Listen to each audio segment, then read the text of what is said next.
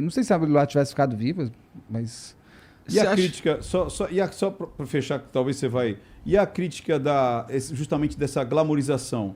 Por exemplo, quando eu faço lá uma análise, você está dando palco para um psicopata. Não. Você recebe muito essa crítica de tipo, você está glamorizando, você está trazendo... Eu estou começando a conversar com criminosos. Meu primeiro foi a Cláudia, a mulher do Freezer, né, que matou o marido depois no Freezer. O que eu mais tento ali é que ela seja... Mulher do Freezer. A mulher do marido Cláudia, do Freezer, porque né? ela mata o marido e põe no freezer. Ela não sabe fazer depois que matou. Eu perguntei, foi quando me cortou e depois o delegado me explicou. Tá, você matou, e você pôs no freezer como? Como é que você põe um homem de 100 quilos no freezer? Porque 100 quilos, você pode pesar 100 quilos em pé. Quando você caiu e tá morto, você pesa 200. Que até você trazer, pôr a pé, não fazer blá, blá, blá. Então, assim, o delegado me contou, tá no canal para ver os detalhes. Mas ela queria ter uma oportunidade, foi quando eu conversei com a advogada dela, de ela contar a história dela. E eu entendi isso por conta... Eu brinco com o Ulisses Campbell, que ele mudou um pouco minha visão da Elise Matsunaga. E eu estou entendendo um pouco, hoje em dia, mais também tentando entender as histórias, porque ela não é uma coisa só, né? As histórias são várias, a minha, a sua, a dele e a verdadeira.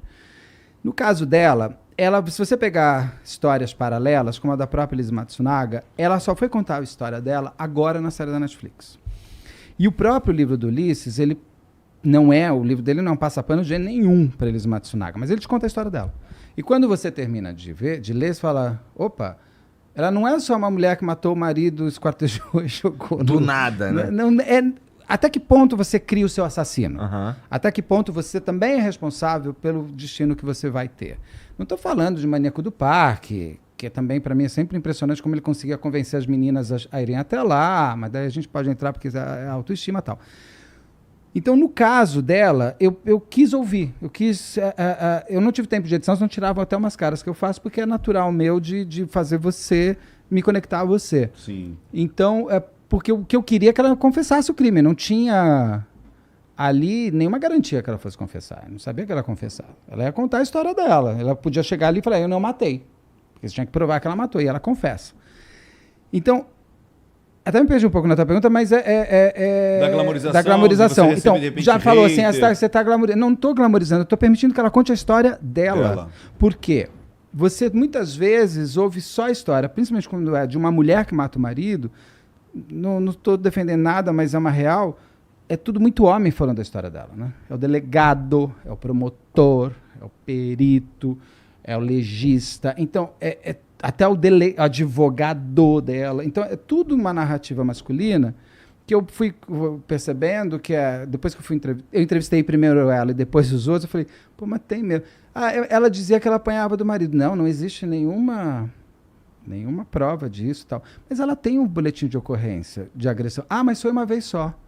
Ué, mas quantas vezes uma pessoa precisa ser agredida para chegar ao limite? Então, você percebe que, às vezes, tem um olhar um pouco mais machista. Não tô com isso dizendo que só vou ouvir mulher. Posso ouvir homem também que matou a mulher. Eu estou aberto a ouvir todo mundo, mas não para glamorizar. Para que a pessoa possa contar a sua história. Não é nem como se isso justificasse. É só isso explica. Explica muita coisa. Amanhã eu vou fazer a live com o Ulisses da Elise Matsunaga, porque ela matou o marido, ela esquartejou o marido e ela jogou o marido na rua. Mas quem celebrizou ela foi a imprensa, porque precisava de uma boa história. Imagina, um bilionário da IOC... E estava vendendo a empresa. Estava vendendo a empresa, claro, ela manteve o marido vivo uma semana, isso é de uma disfarçatez horrorosa, assim como a própria Cláudia da mulher do Freezer manteve ele desaparecido por um tempo. As pessoas na casa dela almoçando, porque estava todo mundo buscando o marido dela, e o marido dentro do freezer, ela tirando a carne em cima do marido, fazendo comida para as pessoas. Então, tem um lado meio mal e de uma certa maneira, meio vingativo também, né? Olha que delícia. Eu sei que ele morreu, ninguém mais sabe. Ele está aí dentro e só eu sei. Eu acho que tem um quê disso. Da parte, é humano, gente. Isso daí é da parte humana. E quando você pergunta para ela, né? Como é que... A parte que ela ficou mais...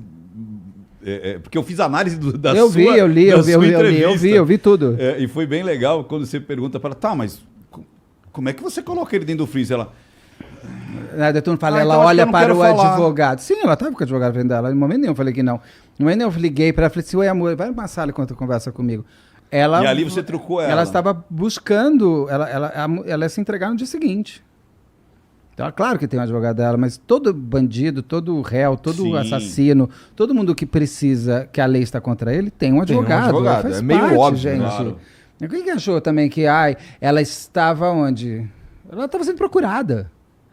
Você sabia onde ela estava? Eu não sabia onde ela estava. É o fundo preto, igual esse daqui. Podia ser... E eu peço, eu tenho até os WhatsApps, não me digam onde ela está. Porque eu não posso saber, eu não quero saber onde ela está. Ela é uma pessoa procurada. Então eu não posso nem saber se ela está no apartamento do lado do meu, está em Moema, onde ela está. Ela estava lá no sul. Então assim, sim, mas eu olho para as pessoas e falo, você acha o quê? Que não tem ninguém lá dela? Claro. Tem. Onde que eu escondi que não tinha? Só o fato dela aceitar falar contigo, acho que ela teria mesmo alguém para aconselhar, parece óbvio. Porque ela vai pra cadeia, gente. Qualquer coisa que ela falar ali pode aumentar ou diminuir a pena dela. Ninguém também ali, ela não estava organizada pelo advogado. Tanto que eu acho que alguma coisa, quando eu perguntei da dinâmica, que ela para e olha pra ele. Ali eles deviam ter combinado. Tá aí, corto, é óbvio. Não vou dizer o que aconteceu, tanto que eu falei, eu preciso de mais perguntas, não me faça isso. Eu preciso saber, não vai parecer que eu sou idiota, eu preciso fazer algumas perguntas. Aí ela pode não responder, pode falar, não quero falar, mas eu preciso perguntar. Daí ela vai me respondendo mais coisas. Mas o que eu achei interessante ali... Eles queriam acabar ali e ir embora? Não, porque foi uma entrevista longa, foi uma entrevista de 1h40, uma coisa assim, porque eu vou para ela lá atrás, na infância dela, eu faço... Minhas entrevistas são meio terapêuticas, eu pego meus anos de terapia com a minha terapeuta, que infelizmente morreu na Covid, e vou trazendo para o meu jeito de fazer, de ter conexão. Então é uma entrevista longa. Até chegar no assassinato, você já sabe onde ela nasceu, o que aconteceu, por onde ela passou. E cria você uma sabe a história dela. Com você também, né? Que é importantíssimo. É importante. Isso. E aí por Zoom, né? Que daí tem essa... mais difícil, porque você está numa tela, eu acho que eu estava no celular do cara. Entendi. Mais complicado ainda. Não é aqui. Aqui a conexão ela é mais fácil. É mais rápida pessoalmente. A conexão por Zoom é mais problemática. Você graças a Deus não caiu. Sabe? Você fica pensando na internet se cair agora. Eu moro em Higienópolis, é difícil cair, mas às vezes cai. Você fala, não pode cair agora. Você fica na tensão, como é que tá? Há quanto tempo eu já estou conversando com ela? Será que isso daqui, quando subir no YouTube, vai dar conversão? As pessoas vão até esse momento, não vão? Que momento que eles vão cair? Então você está pensando também no produto que você está vendendo. Você fica nessa loucura. Lógico, na hora que você está fazendo o tempo e do eu tenho que um cronômetro você já vai na minha postar frente. O que ela está falando, para onde eu vou puxar. Até aquele ponto. Isso é do meu exercício de lojas americanas. Eu preciso fazer a pessoa converter o tempo inteiro. Então eu fico com o cronômetro quando eu estou entrevistando na minha frente. Os caras do varejo são foda, cara. Eu aprendi bem. Só saí da Americanas porque foi pro Rio de Janeiro. Se não tivesse ido pro Rio, eu estaria lá até hoje. Eu adoro. Amo a loja americanas.com. Então eu tenho o cronômetro na minha frente. Eu estou ouvindo o que você está falando. Patrocinar nós americanos. Não é? Americanos, na minha época, não patrocinava ninguém. A gente falava assim, tá, quanto você vai me pagar pra ter minha marca? Caralho. Te dou um link, tudo que vier de venda, você ganha. Uma comissão. Era isso, e sabe que a gente vendeu bem, assim, vendia super bem. Na época todo mundo aceitou, porque tava um horror, todo mundo aceitou. E todo mundo ganhou dinheiro. Mas assim, eu fico pensando na conversão o tempo inteiro, porque eu acho que eu tenho que fazer um produto que a pessoa assista. Não que eu tô fazendo porque eu quero fazer. Não, e a gente tava conversando não, lá... eu faço um vídeo e mando pra minha mãe, né? Porque eu acho que nem ela vai dar play se eu não estiver do lado. Se for chato. Se for chato, não, minha mãe é honesta demais, ela vai falar que é chato. Então eu mando pra Ô, Igor, a gente tava conversando lá embaixo, a gente tava dando aula do YouTube ali, falando assim, olha, eu olho aqui, eu falei, cara, você tá pior que os caras que compram bitcoins. E fica olhando ali, a minuto, se sobe e desce, que sai o coração. Mas eu mostrei a queda do dente hoje assim, do YouTube. O dente caiu, o YouTube caiu a audiência ontem, sumiu a audiência de todo mundo. Falei, é o dente do YouTube de ontem. O YouTube bom, tem algumas coisas que são... particulares de fim e início de ano. Esse período é complicado no YouTube, geralmente. Mesmo. Não, de RPM mas é que ontem sumiu a audiência de todo mundo. De audiência também? Não, sumiu. Teve um bug. Entendi. É um bug. Das 4 da tarde até agora. É que isso aí nem me choca mais, meio que... Teve um bug lá, tava mostrando pra você, tá vendo? Você já tá preocupado amanhã se caiu. Não, é um dente. É o dente, Tá voltando, vai voltar. Mas aí eu me perdi aqui nas perguntas. Não. Um ponto que eu queria, quando eu falei lá do Zodíaco, que a gente comentou que ele nunca foi pego, né? E, cara, será que isso causa mais interesse do público quando o cara nunca é pego ou encontrado? Causa porque vira um mistério. Além de um crime, o canal chama Crime e Mistério. Assim, além do crime, ele virou um mistério. Porque você tem vítimas e você não tem o autor. E também a gente tem que lembrar que o Zodíaco era outros tempos, com outras tecnologias, com outro tipo de perícia, com outro tipo de polícia. Tanto que tem uma série da HBO que é absolutamente incrível, que se chama E Eu Sumirei na Escuridão, se eu não me engano. Eu sempre falo dessa série, porque eu vou tentar o máximo possível não dar spoiler, porque é um cara parecido com o Zodíaco. Mortes aconteceram na Califórnia de mulheres, alguns casais, de mortes extremamente violentas, depois de várias coisas e tal. E esse cara nunca foi pego. E essa mulher, uma escritora de ficção, assim, mas ela tem uma tara nesse caso, porque ela era muito próxima.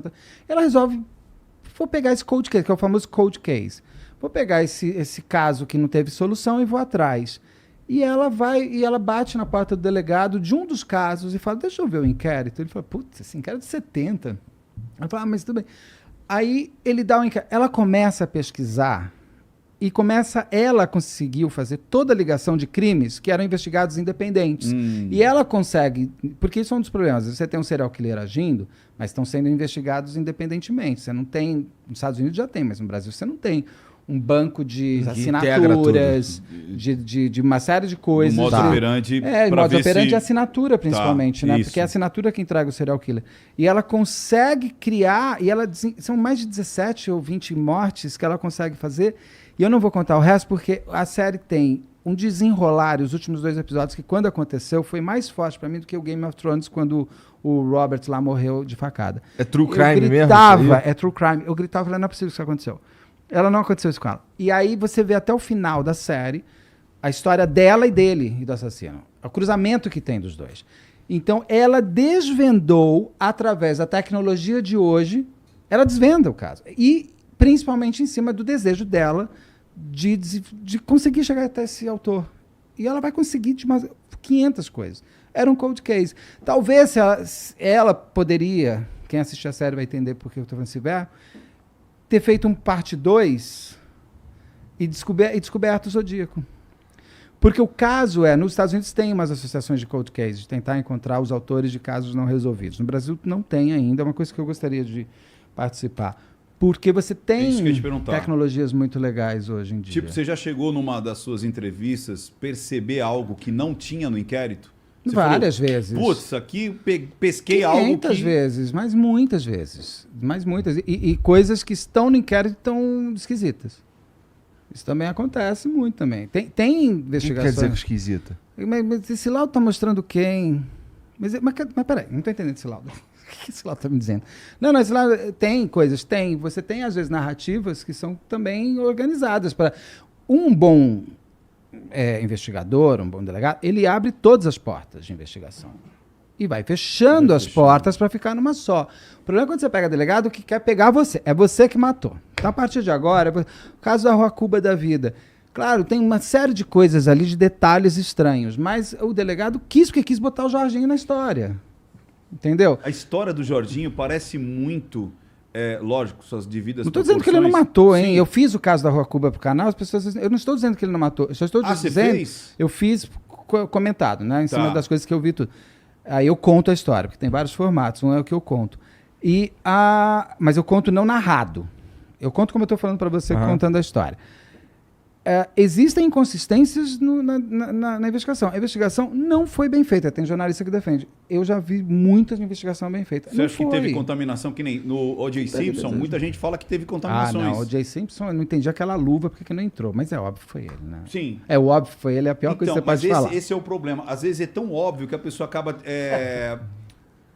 pulando etapas para que aquilo realmente vire... mas quando ele escreve um livro contando a história... que ele já não pode ser processado de novo pelo mesmo crime, ele está assumindo, né? Sim. Mas o problema ali foi aquele lance que não sei se era o policial ou a pessoa que estava fazendo a investigação,